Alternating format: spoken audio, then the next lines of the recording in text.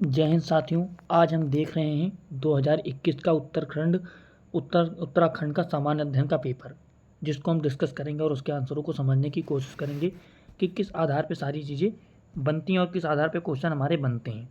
इसमें जो सबसे पहला क्वेश्चन है, इसको आप अगर देखेंगे तो पूछा गया, भारतीय संविधान के निम्न में से किस अनुसूची में दल बदल विरोधी अधिनियम के प्रावधान मौजूद हैं।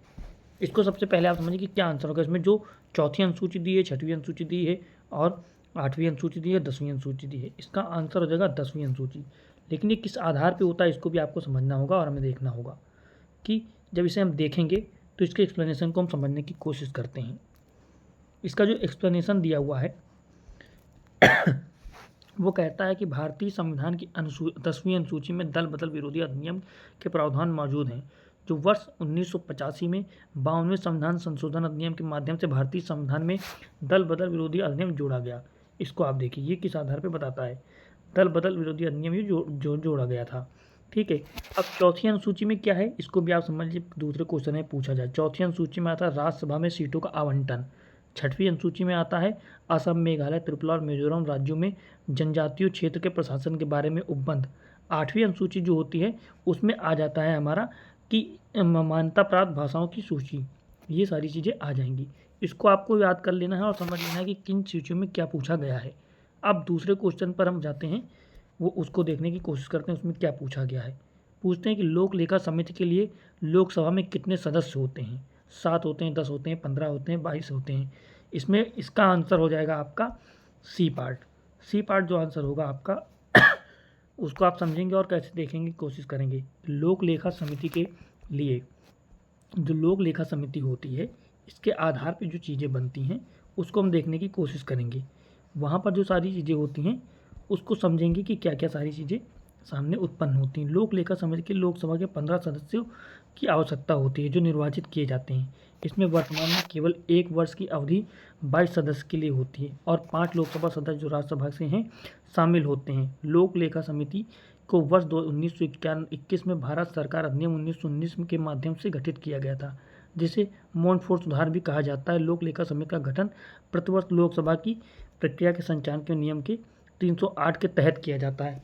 तो आप समझ लीजिए कि किस तरह से वो सारी चीज़ें होती हैं और कहाँ पर वो सारी चीज़ें उत्पन्न होती हैं।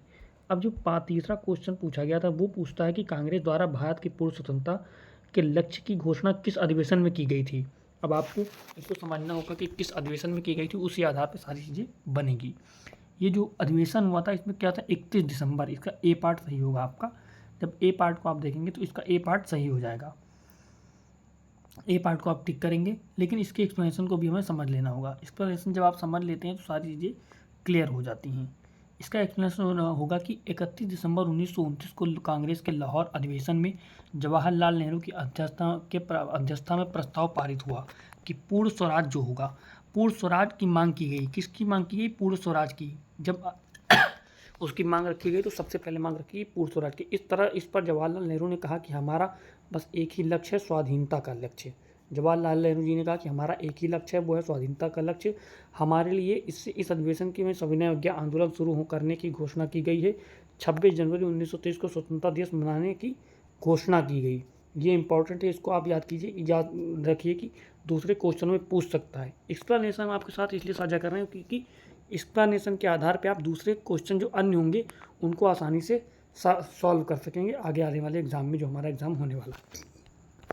उसके बाद आप चौथे क्वेश्चन को देखेंगे। चौथा क्वेश्चन क्या पूछता है, भारत की संविधान सभा द्वारा राष्ट्रगान जनगण मन का हिंदी प्रारूप कब बनाया गया था।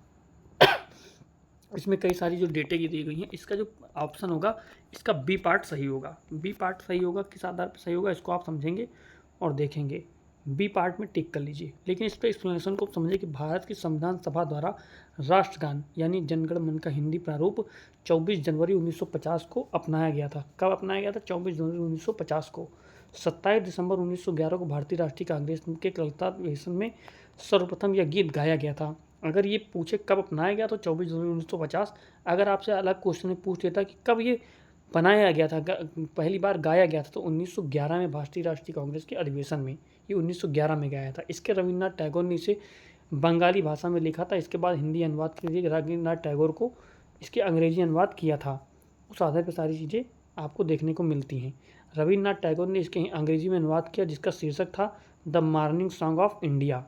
इसको आप इम्पोर्टेंट समझ लीजिए कि अगर कभी पूछ लिया कि जो हमारा राष्ट्रगान है उसको इंग्लिश में क्या कहा गया था, रविन्द्रनाथ टैगोर के द्वारा शीर्षक क्या था, the morning song of India.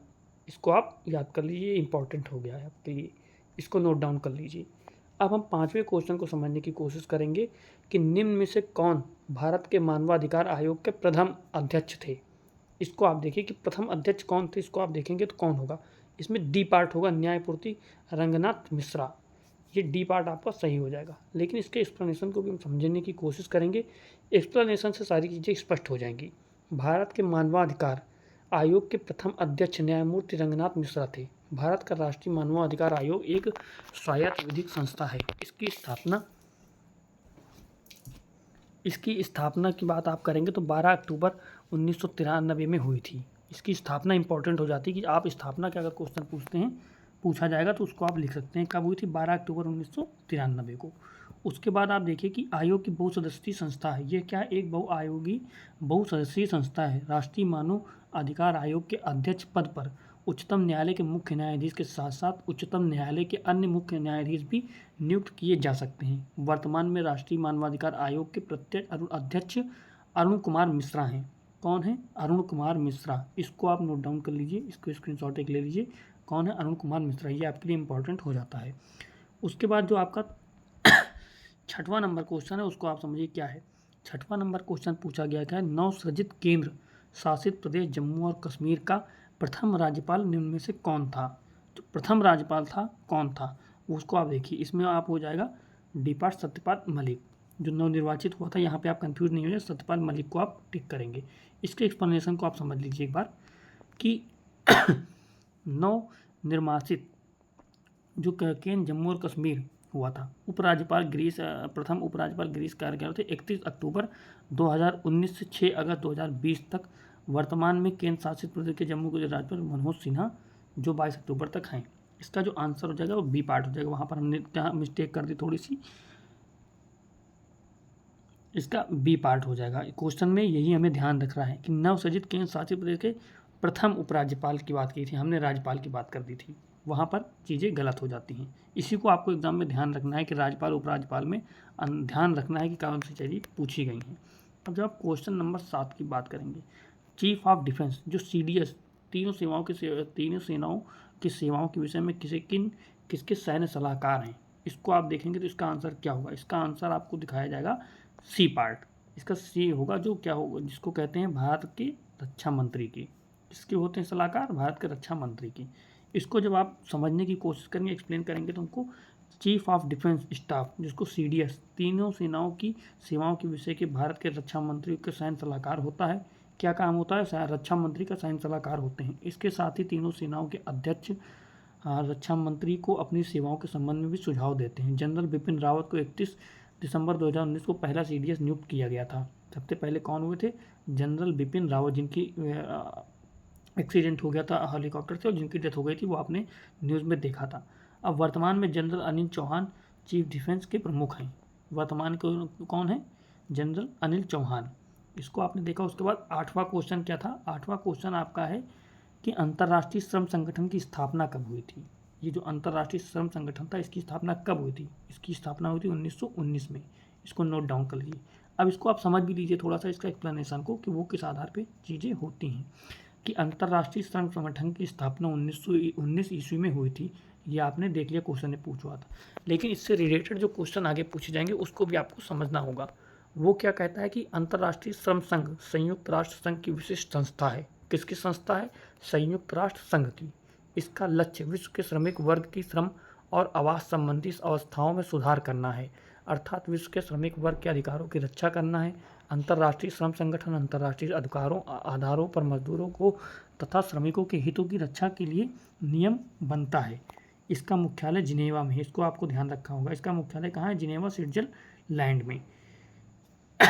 वर्ष 1969 में अंतर्राष्ट्रीय श्रम संगठन को विश्व शांति के लिए नोबेल पुरस्कार मिला था। इसको नोबेल पुरस्कार कब मिला था, 1969 को।